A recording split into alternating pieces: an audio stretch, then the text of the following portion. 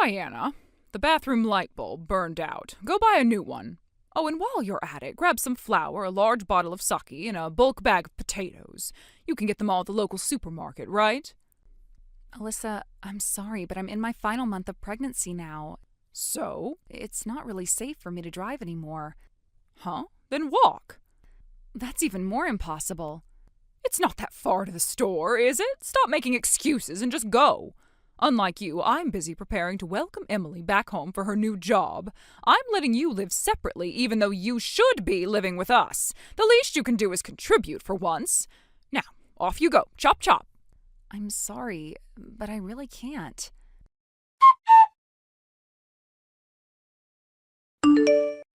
Diana! What do you think you're doing using the supermarket's delivery service? That poor delivery guy showed up at our door carrying all those heavy bags. I was shocked. Explain yourself. I'm not sure what you mean by explain. All the things you asked for were heavy. I'm in my last month of pregnancy. Carrying them myself would have been impossible. You should have driven there like I told you. Perhaps you don't realize since you don't drive, but driving at this stage of pregnancy is dangerous. Oh, stop being dramatic. When I was pregnant, I still did all the housework myself. You're just spoiling yourself. If you act like this now, you'll never survive raising a child. Isn't it a mother's duty to protect her body for the sake of her unborn child? What did you just say? I'm sorry, but I'm currently at my prenatal checkup. I expect to be called in soon, so I'll have to end this conversation here. Don't you dare hang up on me. When you get back, I want you to clean the entire house. You can go to your checkup anytime, but the house needs cleaning now. Diana!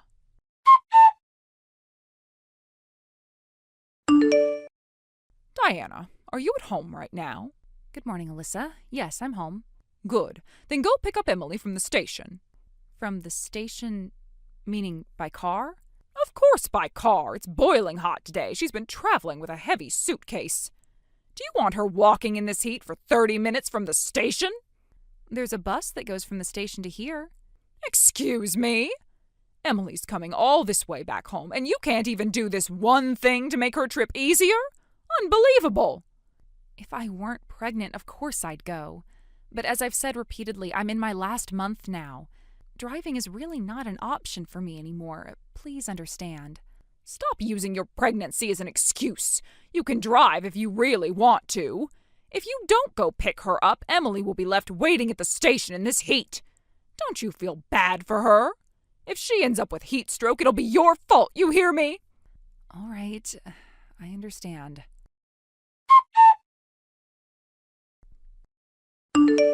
Hi, Mom. It's Emily.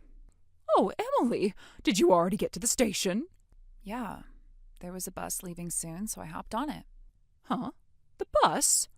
Yeah, you know that bus only runs twice an hour, right? But I got lucky. Only had to wait for 5 minutes. So I'll be home in no time. Oh, I see. All right then.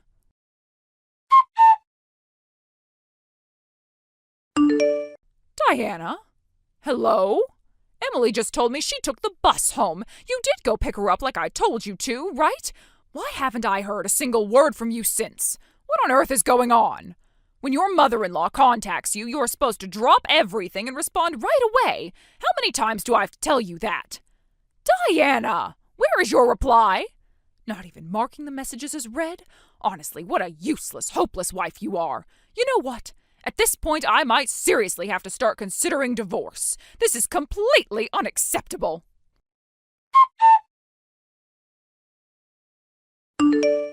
Emily? Hey, Parker. What's up? Hey, Emily! Long time no see since the coming-of-age ceremony, right? Yeah, it's been a while. Wait, is this about the class reunion or something? No time for small talk. I need to get to the point. Okay. Diana, she's your brother's wife, right? Yeah, my sister-in-law. Why? What happened to her? She was just brought into my hospital by ambulance. What? What happened to her? She passed out while driving. She lost consciousness behind the wheel. Wait, hold on. Diana, she's in her last month of pregnancy, isn't she? Why was she even driving in that condition? Yeah, I know. Anyway, she's stable now. She's in a room. The doctors took care of her. And the baby, is the baby okay? Both are fine. No need to panic. Well, thank God. We already called your brother from the hospital, but I heard you're back in town today too, so I figured I'd let you know as well. Got it. I'm heading to the hospital right now.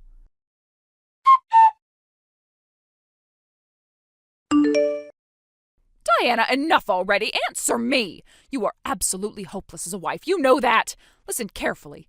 I want you at the house right now. Someone needs to knock some sense into you. Mom? What exactly are you doing to a pregnant woman? Huh? Emily? Yeah, it's me, Emily. I saw Diana's phone blowing up with nonstop notifications and figured I'd check. Turns out, every single message was from you. But why are you the one? Honestly, it's exhausting just seeing them. So let's switch to my phone, okay? It's getting ridiculous. Right.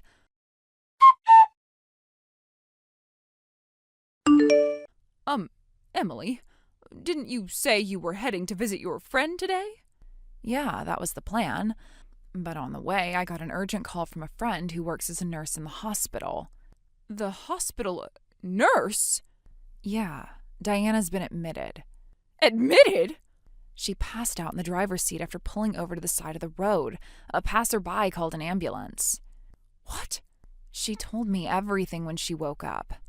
Alyssa, did you seriously make Diana drive while she's in her final month of pregnancy? Just so she could pick me up? Well, yes, I just thought, with this heat, she should. And you thought the best solution was to force your pregnant daughter-in-law to drive? Are you even hearing yourself? But that's what a daughter-in-law is supposed to do. I never had kids myself, but even I know how dangerous that is. What if something had happened to Diana? What if something had happened to the baby, and all because of me? Do you have any idea how terrifying that is? How sick that makes me feel? You're overreacting. Overreacting? Childbirth is life-threatening. It's something where a mother literally risks her life, isn't it? You, of all people, who have gone through it twice, how can you not get that? How could you do this to the woman bringing your grandchild into this world? This isn't just some petty daughter-in-law drama anymore. I didn't mean. That's what makes it worse. If you did this without even realizing how cruel you're being, that's even more dangerous. Emily, please, calm down. Oh, by the way, Davis is here with me right now. Davis is there?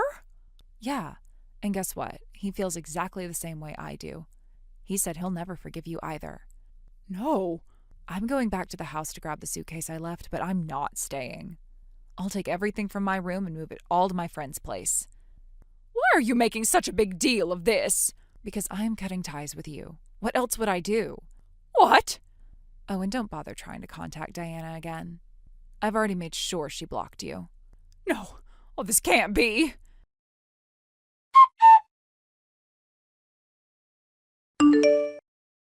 Emily, what am I supposed to do? Your father, he's told me he wants a divorce. Yeah, I know. What? Davis told Dad everything. All the things you've done to Diana. No, oh, this can't be. Dad said if you sign the divorce papers without making a fuss, he'll make sure you're financially supported for a while, so you won't be left high and dry after living as a housewife all these years. He's still being kind, isn't he? No, divorce, and now Davis and you're cutting me off too? How did it come to this? There's only one answer to that. You brought it on yourself.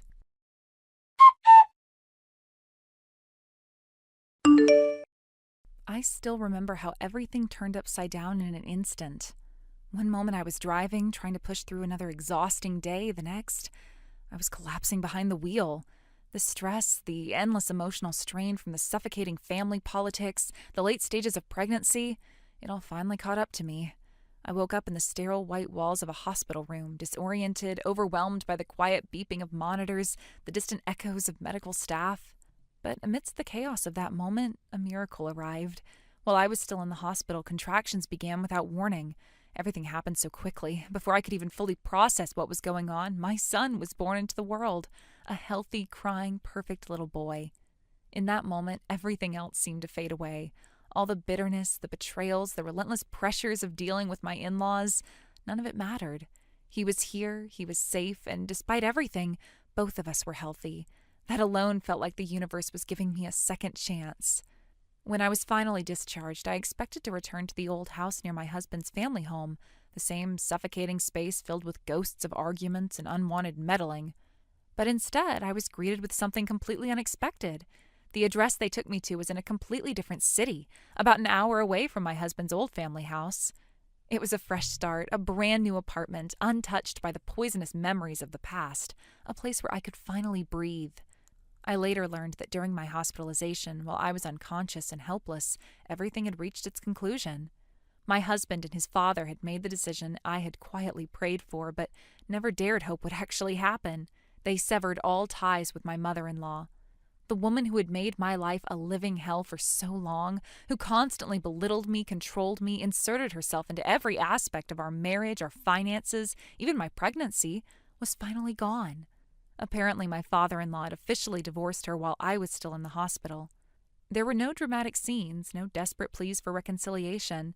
It was cold, decisive, absolute.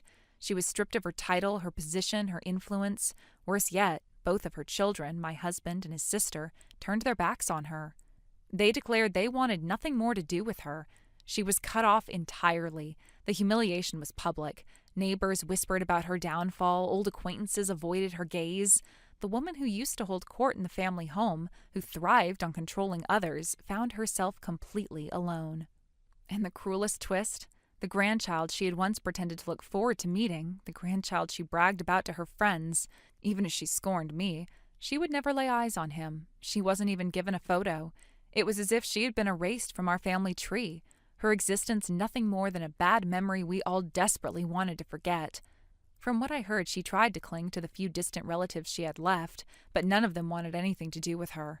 Years of arrogance, of lording over others, of treating people like pawns, those bridges were long burned. She had nowhere to go. In the end, she moved into a cramped, suffocating one-room apartment in a run-down part of town. Gone were the fancy kitchens, the designer furniture, the manicured gardens she once obsessed over. Her world was reduced to 4 walls and a stained futon. The lavish lifestyle she had once clung to like a badge of superiority had vanished. Now she lived hand to mouth, barely scraping by on the wages of a part-time job she had no choice but to take at a local supermarket. And even there, the humiliation followed her. Customers whispered, coworkers pitied her. She, who once looked down on people like them, was now among them, lower than them perhaps, for she had fallen from a greater height. It was said that at night she lay alone in that dingy apartment, drowning in regret. She would weep silently into her pillow, haunted by the echoes of a family that no longer existed. There was no one left to lean on, no friends, no children, no spouse. She had gambled everything on control, on status, on pride, and lost. Sometimes I wondered if she deserved even that tiny shred of sympathy. A part of me, the part that had once cried endless nights under her tyranny, felt satisfied knowing that justice had finally been served. But another part of me, perhaps the mother I had become, felt a hollow ache when I thought of her. No one, no matter how cruel, deserved such an empty, loveless ending. But life has a way of balancing the scales. While she was facing her solitary, bitter twilight years, I found myself surrounded by warmth. My husband, once suffocated by the oppressive influence of his mother, had changed. The weight of her manipulation lifted, and he became a different man. Gentler, more attentive, more willing to stand by me as an equal, not as someone trying to balance between his wife and his domineering mother. He finally saw me as his true family, the one he vowed to protect. Even his sister, once a passive bystander in their mother's games, found the courage to break free. She moved into an apartment nearby. We weren't exactly best friends, but the old tension between us had dissolved. We were mothers now, both of us, and perhaps that was enough common ground to rebuild something healthier. My father-in-law, freed from a lifetime of emotional abuse, seemed to rediscover himself. He visited often, bringing fresh vegetables, little toys for his grandson. I saw in him a man trying to make up for lost time, for the years he had been a silent accomplice to his wife's cruelty. He apologized often, sometimes too much, but I understood. We were all healing in our own ways. Our new life wasn't luxurious, it wasn't perfect, but it was ours. There were no more surprise visits from the in-laws barging in without notice, no more lectures about how I wasn't raising my son correctly, no more cruel remarks about my cooking, my cleaning, my appearance. I could finally decorate our home the way I wanted. I could cook meals that made us happy, not meals that met some impossible standards set by a bitter old woman. Every night I tucked my son into his crib in a room that felt like a sanctuary, not like a prison. And I would whisper to him about the future, our future, one built not on control, not on appearances, but on love, respect, and honesty. Sometimes I still had nightmares, visions of my mother-in-law barging into our peaceful life, trying to reclaim what she believed was hers. But then I would wake up to the soft breathing of my son, the gentle touch of my husband's hand in mine, and I knew I was safe. She couldn't hurt us anymore. Her kingdom of lies had crumbled, and in its place, we built something real. Even now, when I hear rumors of her pitiful existence, I feel nothing. Not pity, not satisfaction, just emptiness. She was a chapter we had closed, a ghost of a past life I no longer recognized. Perhaps that was the greatest revenge of all. Not that she was left alone, but that we were no longer even needing to think of her. She had made herself irrelevant. The memory of that day, the day everything changed, still haunts me. I had been so exhausted, so physically and emotionally drained by the constant battles and stress, that my body had finally rebelled. I collapsed behind the wheel while driving, a mixture of fatigue and the overwhelming emotional toll that had been building up over the years. Everything felt like too much. My pregnancy, which had been fraught with tension and the strain of familial expectations, became the final breaking point. And thank God that was the case. Thank you for watching and listening. We hope you enjoyed the video. Don't forget to like this video and subscribe. Also, feel free to leave a comment about what you thought of the story. We look forward to seeing you at the next story. Thank you for watching. Please subscribe and hit the like button. See you next time.